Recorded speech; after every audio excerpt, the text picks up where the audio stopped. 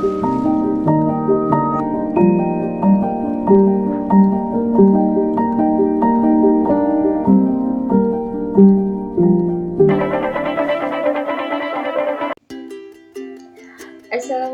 warahmatullahi wabarakatuh. Bertemu lagi dengan saya, Rizka Stianingtyas. Kali ini, Tias akan menjelaskan mengenai penggunaan PET dan OLAPS untuk praktikum asam basa di kelas 11 semester 2. Sebelumnya, telah Ibu jelaskan di kelas apa itu larutan asam basa. Sebelum mulai ke praktikum, Tias akan menjelaskan sedikit mengenai asam dan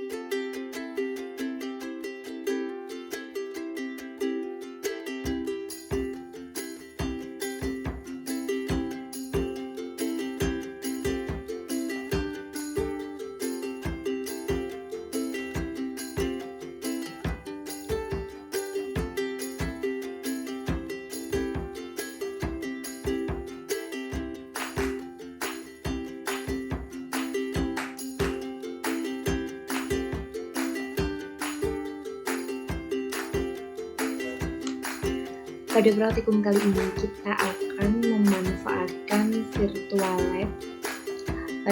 Praktikum asam basa ada dua yang akan kita gunakan. Yang pertama yaitu PET, tampilannya yang ada di sebelah kiri.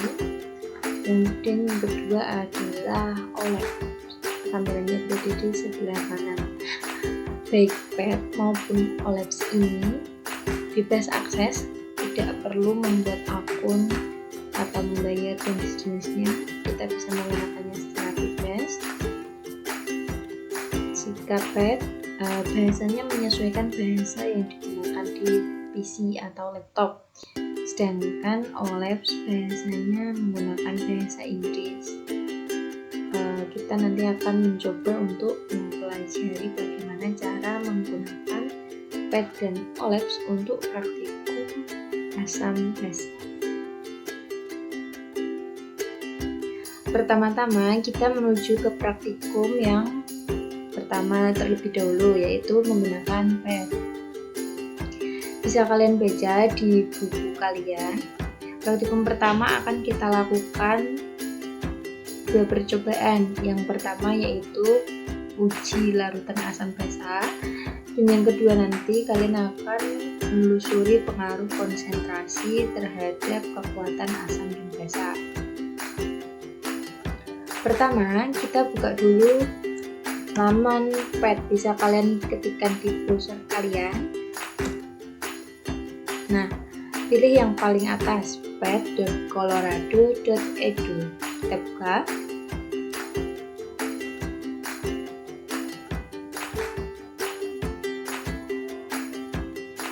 Setelah laman terbuka, kita arahkan kursor ke bawah, kita scroll ke bawah, kemudian pilih mapel kimia.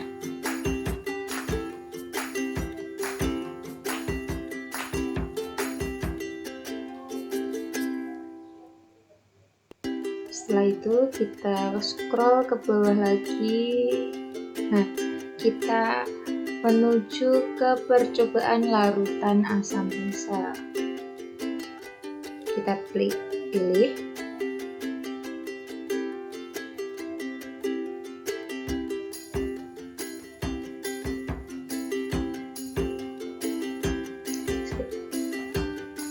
Setelah muncul tampilan seperti ini, kalian bisa klik apply atau klik pada segitiga putih ini.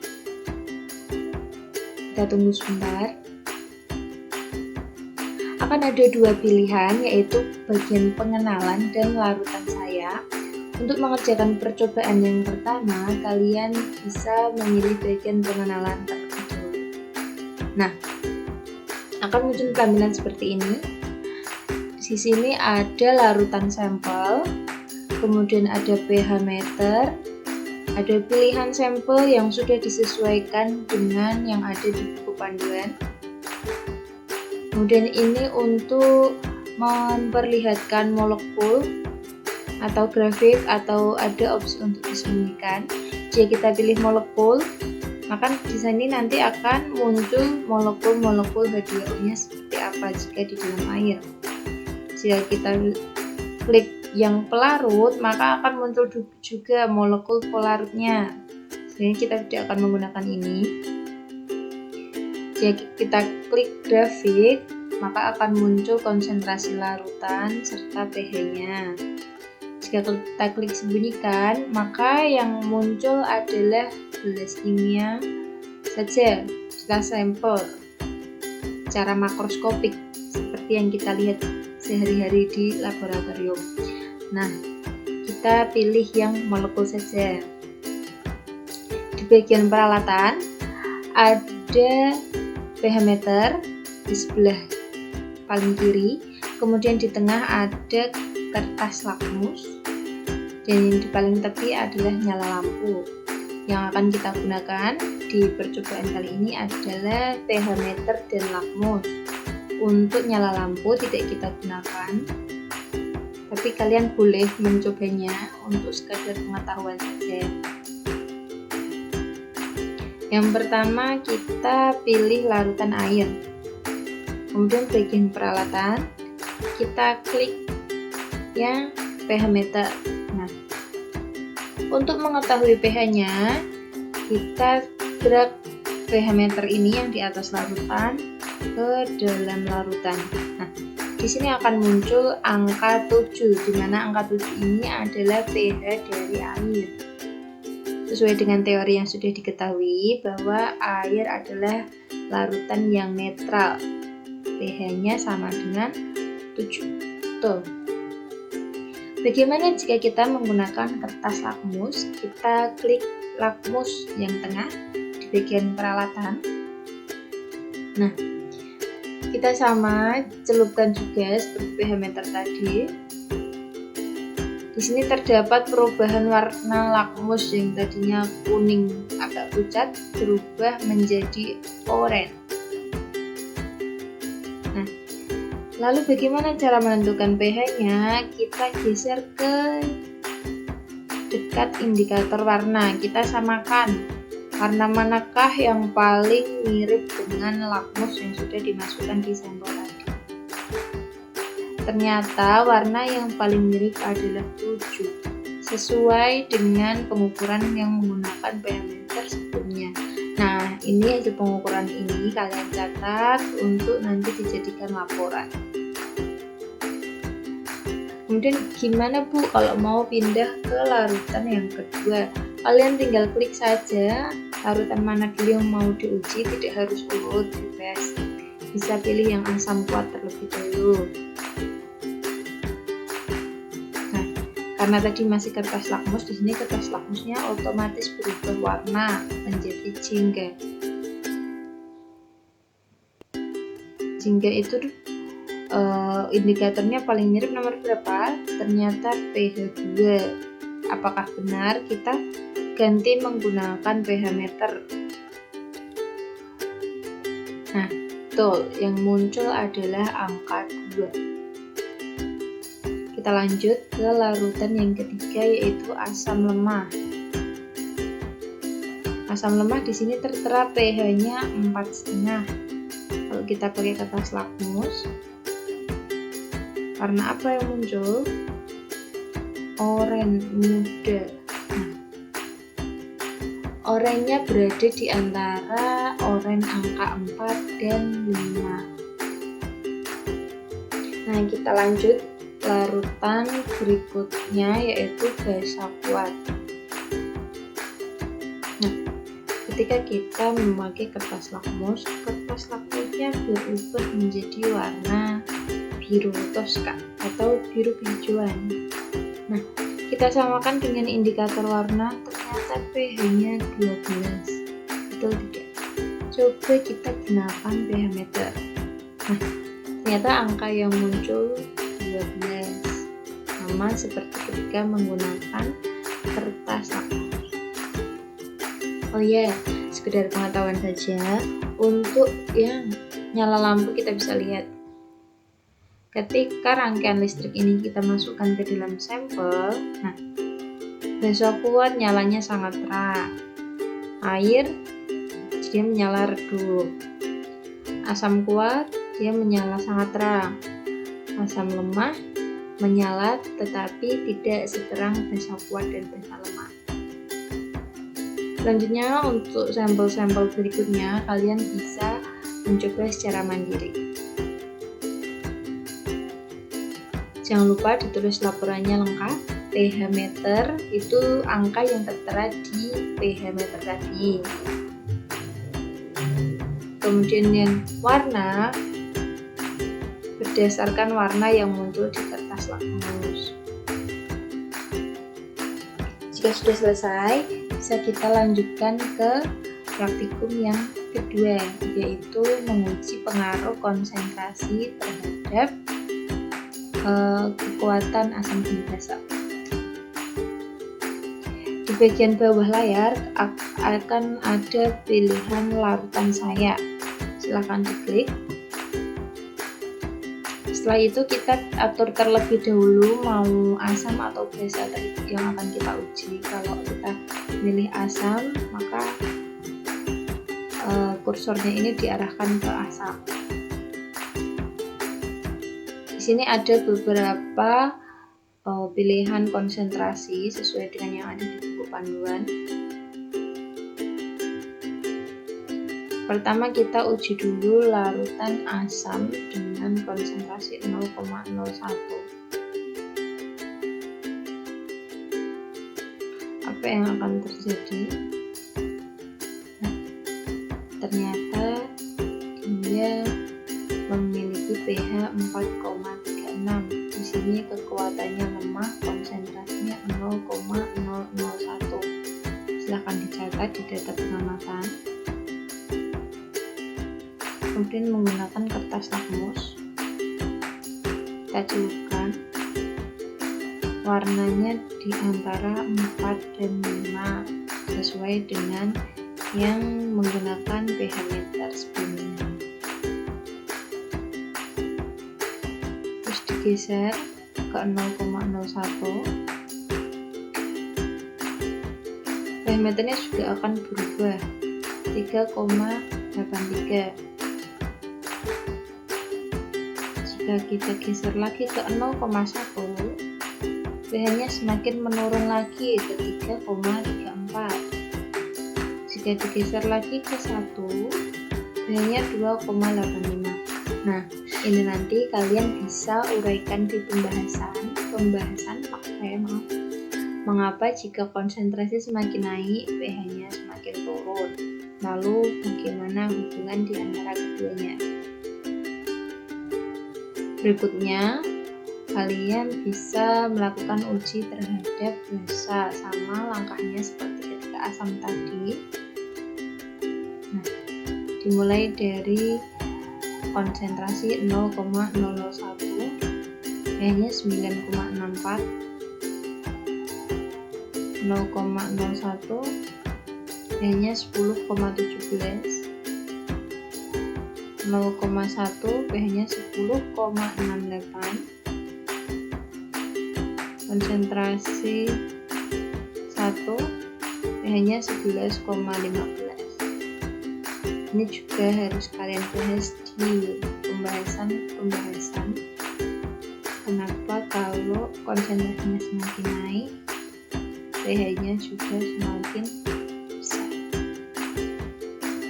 Jangan lupa lakukan juga uji menggunakan kertas lakmus, caranya sama seperti praktikum yang pertama tadi.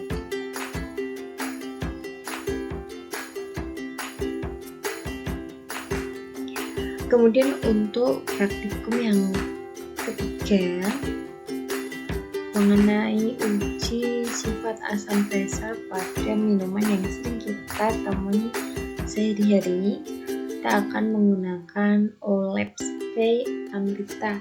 Bisa ketikkan terlebih dahulu di mesin pencarian OLAP, OLAPS. Nah, kita pilih yang paling atas, olaps.edu.in. Nah, ini adalah sebuah food wallet dari Amrita, biasanya di India. Kemudian kita pilih bagian chemistry, kita scroll ke bawah kelas 11, kita pilih pH determination, lalu kita klik simulator.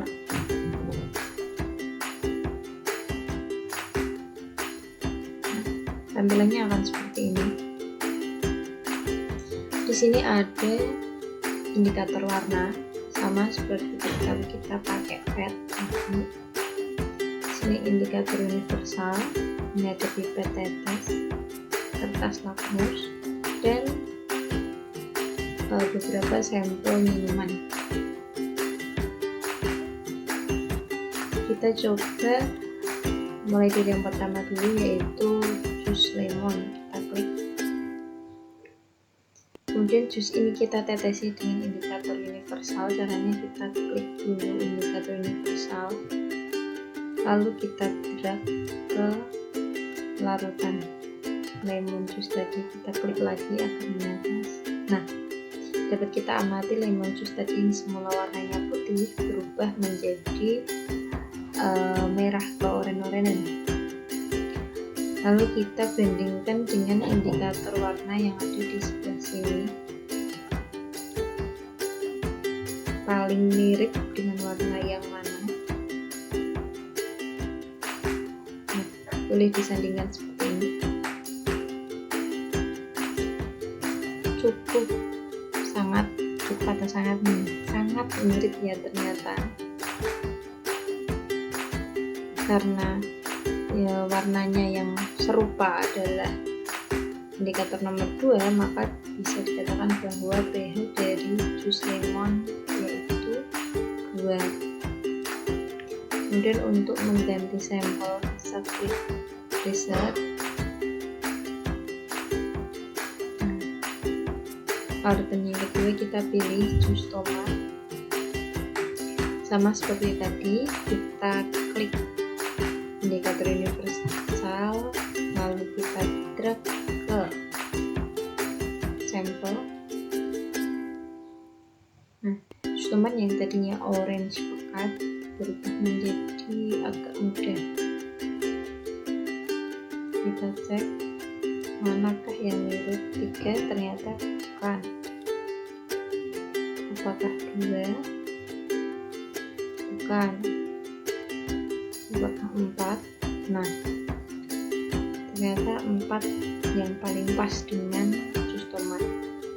Kalau bisa dikatakan jus tomat ini pH-nya 4. Kita reset lagi, kita ganti lagi ke larutan selanjutnya.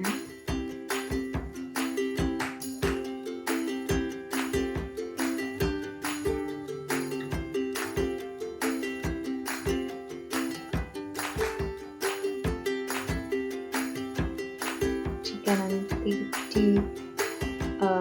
selama melakukan percobaan muncul problem seperti ini, kalian tidak perlu panik, coba direfresh saja. Nah, normal lagi.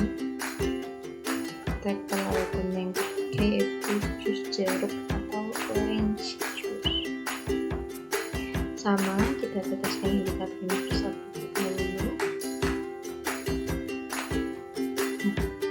Orange juice yang semula tadi berwarna orange berubah menjadi pink atau merah muda. Kita bandingkan dengan indikator warna untuk nomor 3. Nah, ternyata warnanya sangat mirip. Jadi dapat dikatakan bahwa jus jeruk ini pH-nya 3. Nah, nomor-nomor indikator ini yang nanti harus kalian tulis di data pengamatan ya. Selanjutnya jus nanas. Ini kalau kita langsung klik tanpa kita reset, maka tidak bisa klik, tidak bisa mengganti. Untuk itu kita wajib harus mereset terlebih dahulu. Baru kita klik sampel yang baru. Kita tetes indikator. Jus nanas yang semula tadi berwarna kuning sekarang berubah menjadi merah muda, sama seperti jus jeruk tadi. Maka pH-nya pun dapat dikatakan sama, yaitu pH 3. Lanjut lagi sampai habis. Kita reset. Di sini ada amla jus, tapi di buku panduan kalian tidak ada, hanya 5 saja, maka kalian boleh memilih atau menggunakan semuanya juga boleh.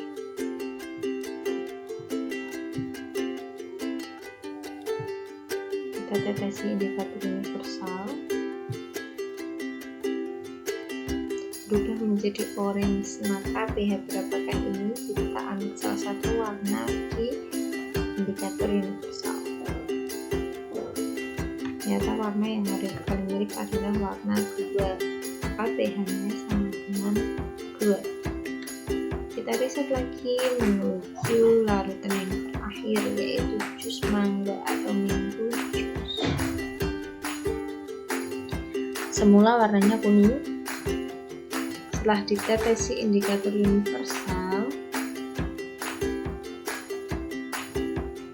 menjadi warna orange pucat. pH berapakah kandungannya? Nah, ternyata paling mirip dengan pH 6, maka dapat dikatakan jus mangga ini memiliki derajat keasaman 6 bernilai 6. Nah, jika sudah, kalian bisa lengkapi data pengamatan kalian, kemudian dibahas mana saja yang termasuk asam dan adakah yang termasuk basa. Nah, kalian sudah mengetahui melalui percobaan tadi bahwa untuk mengetahui pH sebuah larutan atau senyawa dapat digunakan apa saja yang sudah kita lakukan tadi. Yang pertama yaitu pH meter, yang kedua kertas lakmus, dan yang ketiga indikator universal atau indikator warna. Nah, dari ketiga alat ini, kira-kira apa yang dapat kita simpulkan terkait dengan pH asam dan basa? Jika kita amati di indikator warna tadi, warna asam cenderung berwarna merah, sedangkan basa cenderung berwarna biru. Selain indikator-indikator yang sudah disebutkan tadi, ada juga indikator-indikator alami untuk menentukan asam dan basa sebuah larutan atau senyawa. Nah, seperti yang ada di gambar slide, ada bunga sepatu, bunga bougainville, kulit manggis, kubis ungu, kunyit, dan pacar air. Kenapa sih mereka ini bisa disebut sebagai indikator alami? Jadi, suatu tanaman atau tumbuhan yang bisa digunakan sebagai indikator alami adalah ketika tumbuhan tersebut dikenai sebuah sampel asam atau basa, dia akan menunjukkan sebuah perbedaan warna yang mencolok, baik itu ketika ditetesi asam atau ditetesi basa, sehingga penentuan asam dan basa lebih mudah untuk dikenali. Nah, sekian tutorial menggunakan virtual lab asam basa dengan PET dan OLabs. Nantikan tutorial-tutorial berikutnya hanya di channel YouTube ini. Terima kasih, sekian. Wassalamualaikum warahmatullahi wabarakatuh.